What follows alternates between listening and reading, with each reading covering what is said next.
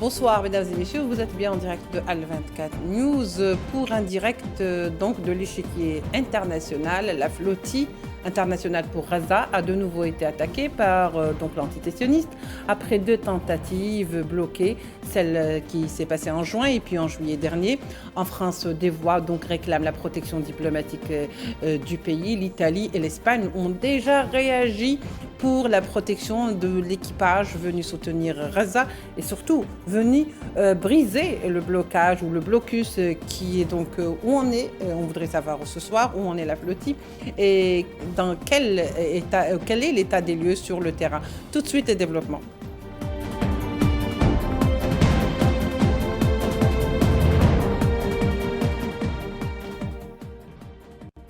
Pour en parler ce soir, Samuel Crétenand nous a rejoint, coordinateur ou l'un des coordinateurs de Global Somo de Flotti. Samuel Crétenand, bonsoir. Merci d'être avec nous. Bonsoir, merci pour votre invitation. Vous êtes donc en direct de Crète avec la flottille et quelques membres de l'équipage. Donc vous êtes vraiment dans le feu de l'action, Samuel. Absolument, oui, on est arrêté au sud de la Crète.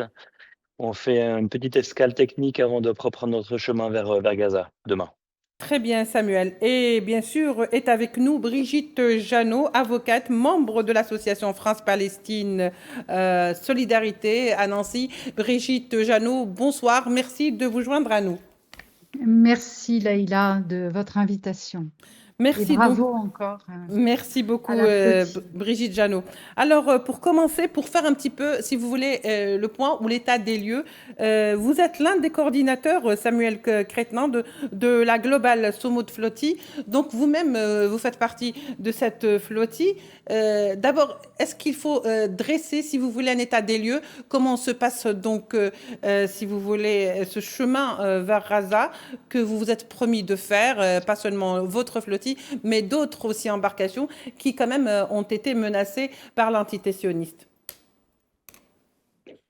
Bah écoutez, je dois dire que étonnamment, le moral de toute l'équipe de la flottille est relativement bon et la détermination reste très très grande malgré les attaques qui sont des crimes de guerre. En fait, on ne peut pas impunément, normalement, à part pour l'État sioniste, on ne devrait pas pouvoir attaquer des civils qui essayent de porter une assistance humanitaire dans la bande de Gaza sans conséquence.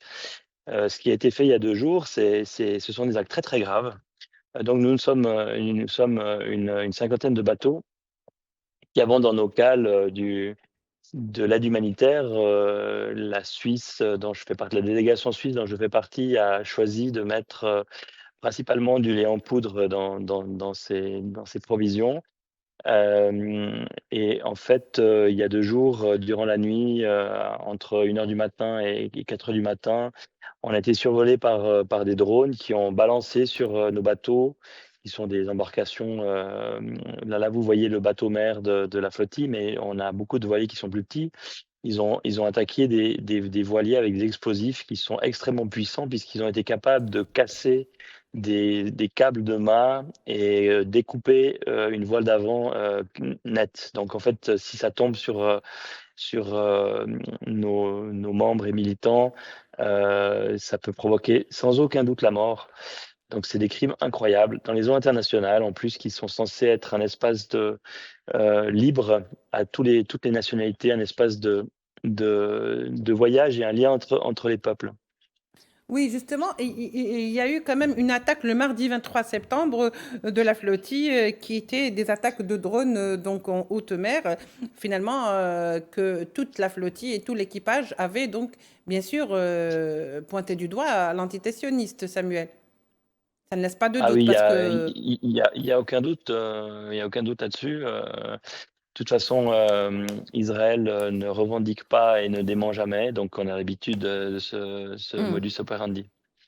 Oui, très bien. Alors Samuel, on va revenir quand même vers vous, restez avec nous. Maître Brigitte Jeannot, que doit-on penser d'abord de cette flottille? La première, on sait qu'est-ce qui s'est passé, on sait très bien comment ils ont donc été arrêtés, même en haute mer, alors que l'antitétionniste n'avait pas le droit de procéder à ces arrestations aujourd'hui.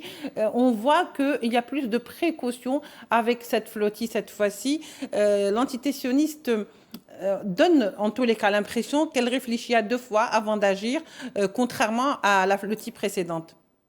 Oui, parce que, eh bien là, cette fois-ci, c'est plus de 50 bateaux avec 44 nationalités représentées.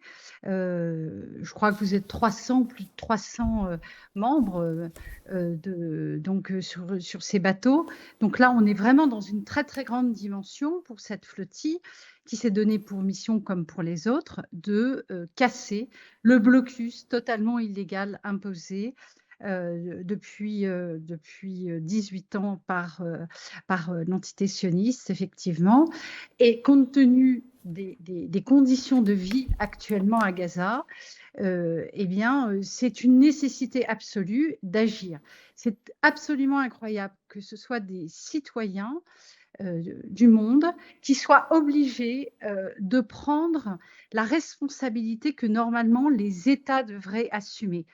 En fait, ça devrait être les États occidentaux, membres de l'ONU, qui devraient tout simplement appliquer les résolutions de l'ONU, notamment deux résolutions de l'ONU 2720 et 2728, qui appellent à une augmentation de l'aide humanitaire dans la bande de Gaza.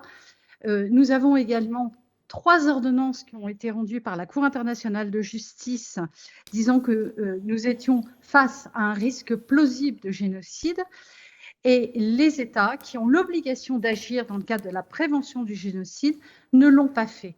Donc, eh bien, de manière très courageuse, des citoyens montent sur des bateaux pour casser ce blocus, encore une fois, qui est illégal au regard du droit international et du droit de la mer. Oui, Donc, vraiment bravo à eux. oui, donc finalement, ce qui a, si vous voulez, un petit peu freiné les choses, parce que encore, on n'en a pas encore fini, hein, ce n'est que le début, parce qu'on s'approche un petit peu des côtes de Raza. Il se pourrait qu'il y ait des soubresauts de l'antitétionniste, qui, elle, fait très peu de cas du droit international. Samuel Cretnand, l'Italie a décidé l'envoi d'une frégate italienne.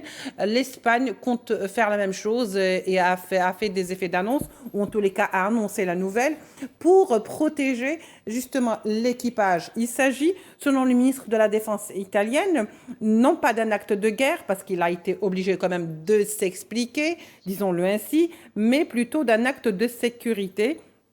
Il dit ce n'est pas un acte de guerre, ni une provocation, c'est un acte d'humanité, un devoir d'un État envers ses citoyens. Sachant pertinemment que l'équipage donc est composé de plusieurs nationalités, y compris italienne, même si nous connaissons d'emblée la position du gouvernement italien sur la question palestinienne. Ah oui, ça a été quand même une surprise de notre part et la frégate qui a été affrétée est déjà en face de nous. Donc elle patrouille à la limite des eaux nationales, en fait, mais du côté international.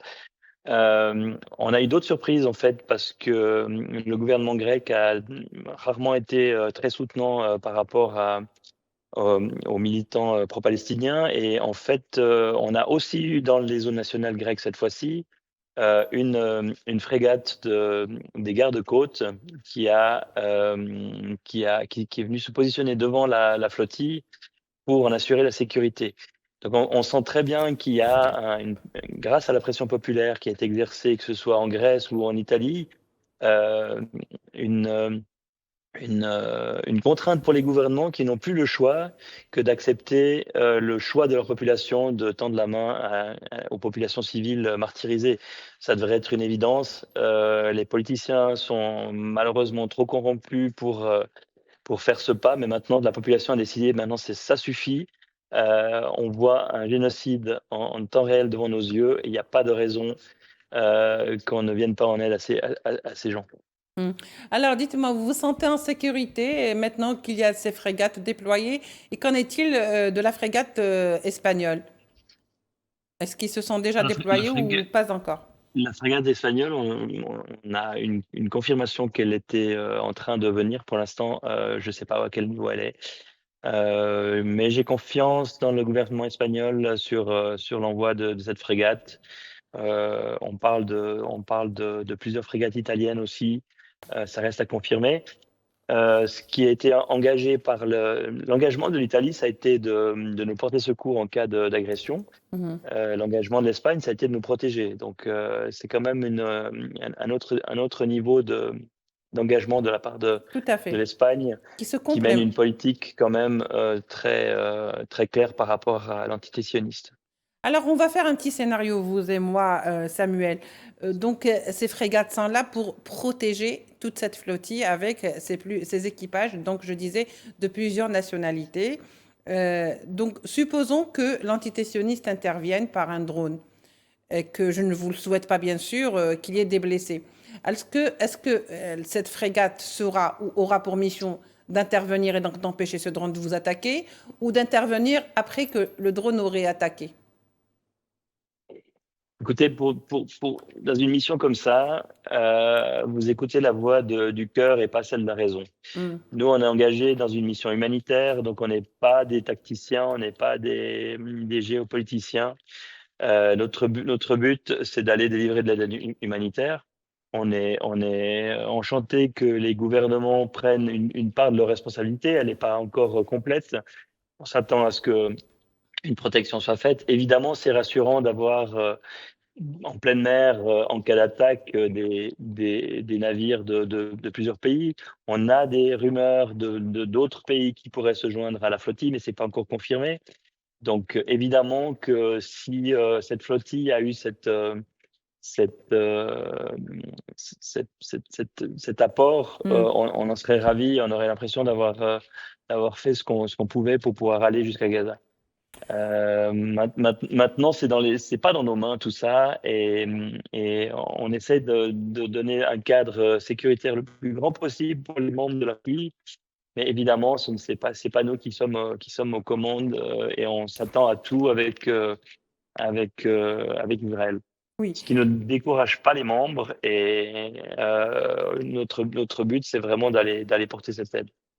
Voilà, alors finalement, Brigitte Jeannot, on va dire que lorsque l'Italie a décidé un petit peu de bouger sa frégate, d'autres voix se sont élevées pour appeler la France également à faire de même, c'est-à-dire au moins à essayer d'assurer la sécurité de ces ressortissants qui se trouvent sur cette flottille. Bien sûr, la France qui s'est juste contentée pour l'instant qui condamne donc toute attaque, mais appelle au respect du droit international, sans pour autant prendre vraiment une action fictive qui serait plus pragmatique vis-à-vis de ces ressortissants. Oui. Oui, effectivement, comme d'habitude, la France est dans une position assez hypocrite, il faut le dire, c'est-à-dire que elle condamne, elle rappelle au respect du droit international, mais ne prend absolument aucune mesure effective.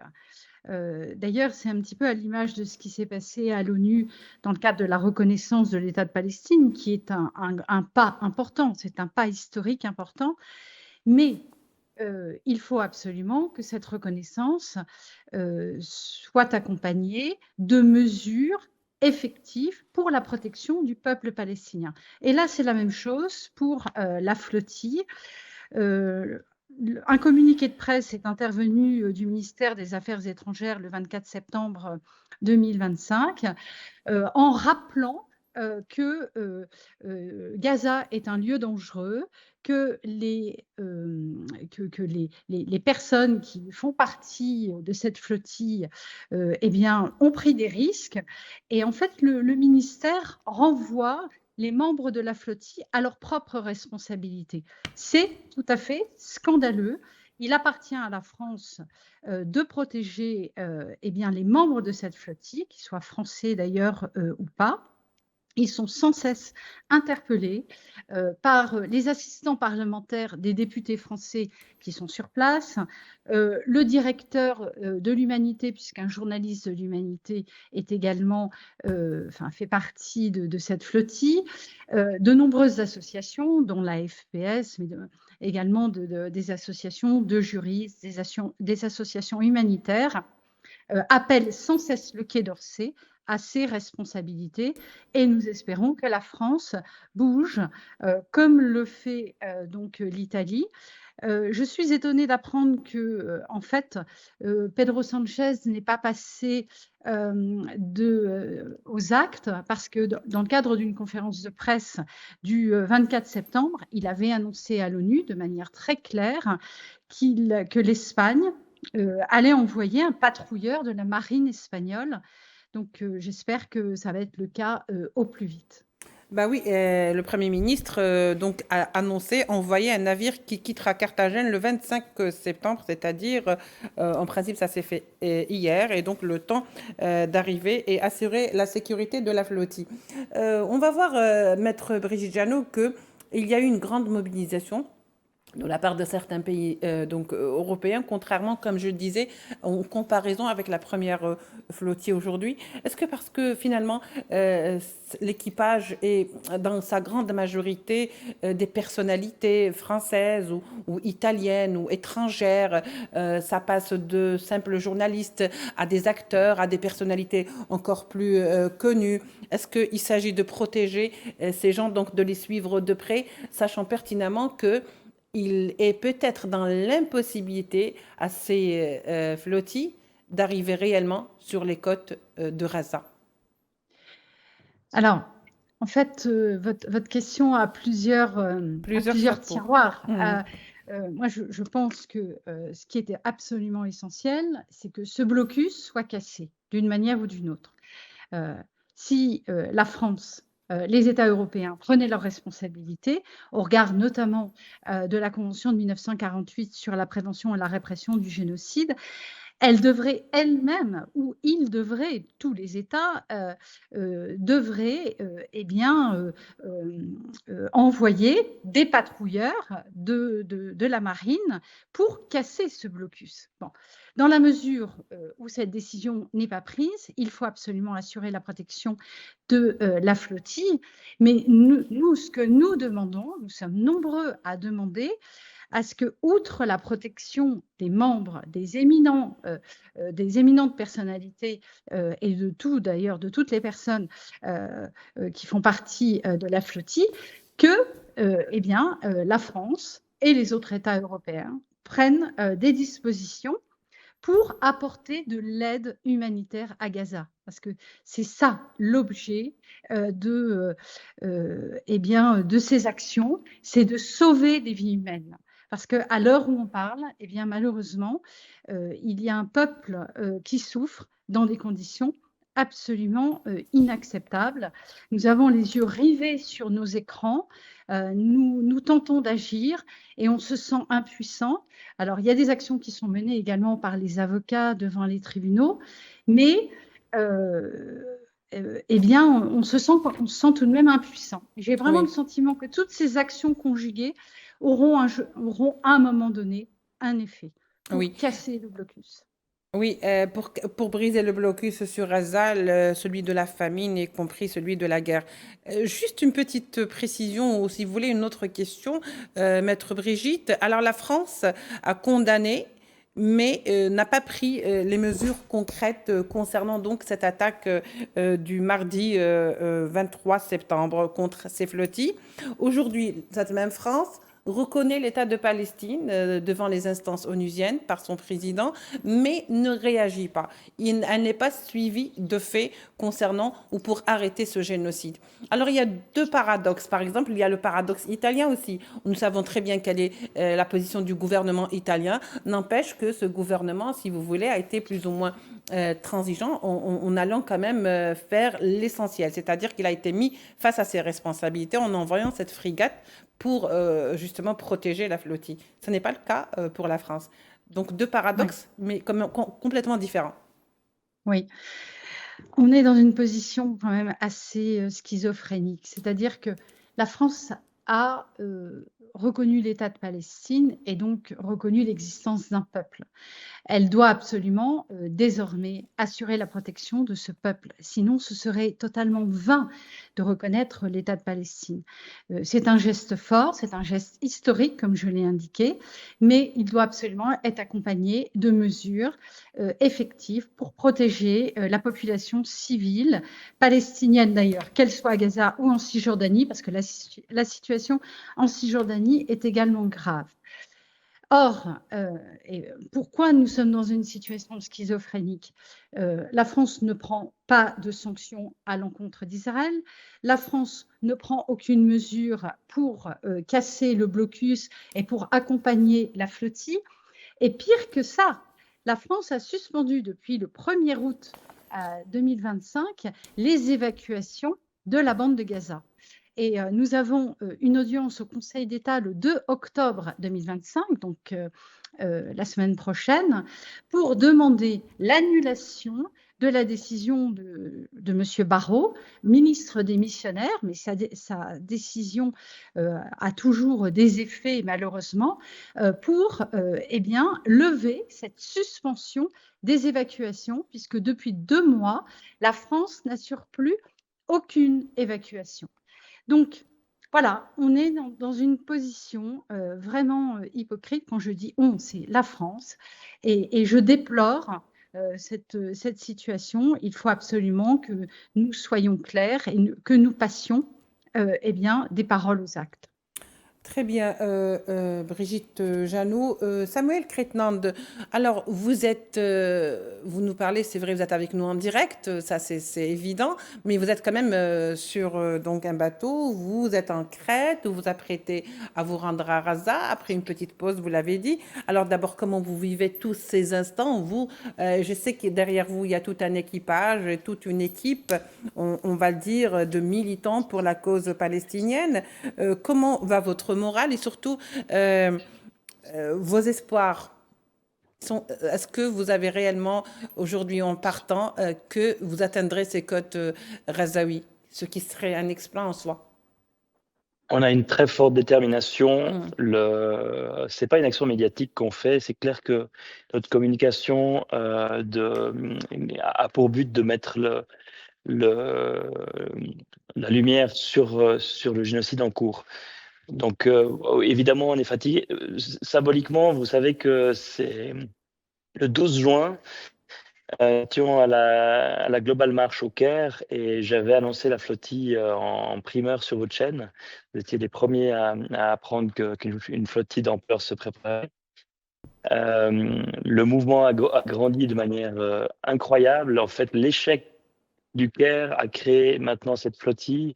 Vous disiez 300, en fait, on est plus de 500 personnes sur les bateaux, mais il faut bien voir que le moment là derrière, on a fait plus de 35 000 inscriptions. Donc, avec une grande partie des gens qui voulaient monter sur les bateaux, il y a eu une sélection. Donc, en fait, ça porte un espoir déjà en soi qui est très, très important. C'est que on a 44 nations, 44 délégations qui sont représentées sur les bateaux, mais en fait, ça représente 160 pays différents. Le monde s'est levé, les populations se sont levées maintenant pour Gaza. C'est insupportable de voir ça.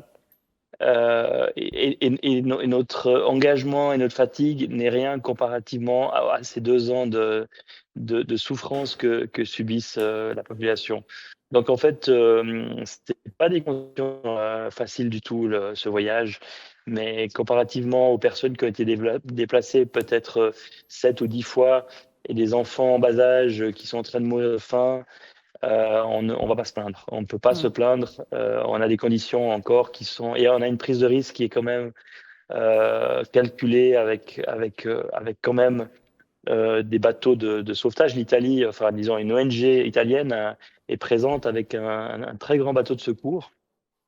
Donc nous ne sommes pas comme les Palestiniens encerclés dans une enclave qui est un ghetto avec une extériorisation de masse. Par contre, on a besoin de la population faut qu'elles se soulèvent pour dire à leur gouvernement dans tous les pays représentés dans cette flottille qu'il faut stopper ça et que c'est pas possible de s'en prendre aux civils, ni à Gaza, ni dans cette flottille. Donc la mobilisation, elle est ici sur mer. Nous en sommes les porte-flambeaux, mais on a absolument besoin d'un soulèvement massif des populations pour interdire la complicité de leur propre gouvernement. C'est le cas pour la Suisse, pour moi, où on a un ministre des Affaires étrangères qui est un complice de premier rang par rapport aux exactions qui se passent à Gaza. Oui, il y en a même jusqu'au jour d'aujourd'hui, si vous voulez, jusqu'à aujourd'hui, se pose encore la question, y a-t-il ou pas un génocide à Gaza? Samuel, je sais que vous n'êtes pas seul sur l'équipage, on peut peut-être voir votre équipe ou l'équipe qui est avec vous. Ça nous fera d'abord plaisir et puis ça fera également, ça sera un témoignage pour la postérité aussi. Qui est-ce qui veut rentrer venir avec nous dans, passer l'antenne? Voilà. Oui. Brièvement. Très bien. Merci Samuel. Voilà, c'est avec vous qu'on termine, Samuel, avec toute votre équipe. Nous vous souhaitons vraiment beaucoup de courage, nous vous souhaitons tout le bien. Et puis voilà, ce qu'on peut dire, c'est qu'on vous souhaite vraiment que vous ayez un bon moral. Merci beaucoup Samuel. Ça, c'était donc l'équipe qui a parmi... Voilà, c'est l'équipe qu'on voit donc et qui accompagne Samuel dans cette... C'est l'équipe du Mango, de notre bateau, qu'on a rebaptisé Hind en mémoire de cet enfant qui a été martyrisé par plus de 300 balles tirées par les chars israéliens à bout portant. Merci beaucoup Samuel Kretnand, vous êtes coordinateur ou l'un des coordinateurs de la Global Summit Flottille. Merci également à Maître Brigitte Jeannot qui est avocate mais également membre de la FPS. Merci d'avoir été avec nous, on se retrouve demain pour de nouveaux numéros de l'Échiquier International. Au revoir.